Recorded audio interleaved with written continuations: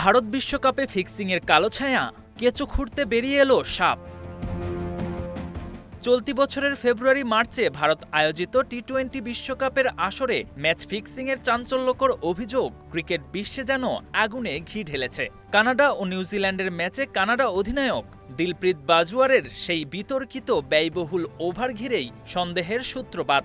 আইসিসির সাম্প্রতিক তদন্তে যা বেরিয়ে আসছে তাতে মনে হচ্ছে ডাল মে কুছ কালা হে, আর সেই কালো ছায়া পড়েছে খোদ ভারতের মাটি থেকেই।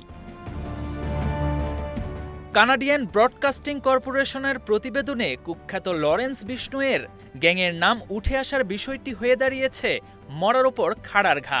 নেপথ্যের ঘটনা প্রবাহ যেন কোনো ক্রাইম থ্রিলারকেও হার মানায়। জানা গেছে ২০২৫ সালের জুলাই মাসে কানাডার খেলোয়াড়দের উপর রীতিমতো জুলুমবাজি চালিয়েছিল এই গ্যাং। সারের একটি রেস্টুরেন্টে গিয়ে তারা কানাডার তারকা ক্রিকেটারদের সামনে দিলপ্রীতকে অধিনায়ক করার ফরমান জারি করে, হয় অধিনায়ক বানাও নয়তো পরিবারের মাশুল দিতে প্রস্তুত থাকো। যারা এই সিদ্ধান্তের বিরোধিতা করেছিল তাদের উপরও নেমে এসেছিল চাপ। ক্ষমতার দাপট দেখিয়ে দিলপ্রীতকে রাতারাতি বসানো হয়েছিল নেতৃত্বের চেয়ারে। এই দিলপ্রীত বাজওয়ার অতীত ইতিহাসও বেশ কৌতূহল উদ্দীপক। পাঞ্জাবের গুরুদাসপুরে জন্ম, পাঞ্জাব ক্রিকেটের সুযোগ না পেয়ে একসময় চলে যান কানাডায়। এরপরে এমন ঘটনা ঘটিয়ে আলোচনায় তিনি। K M Soni, Star news.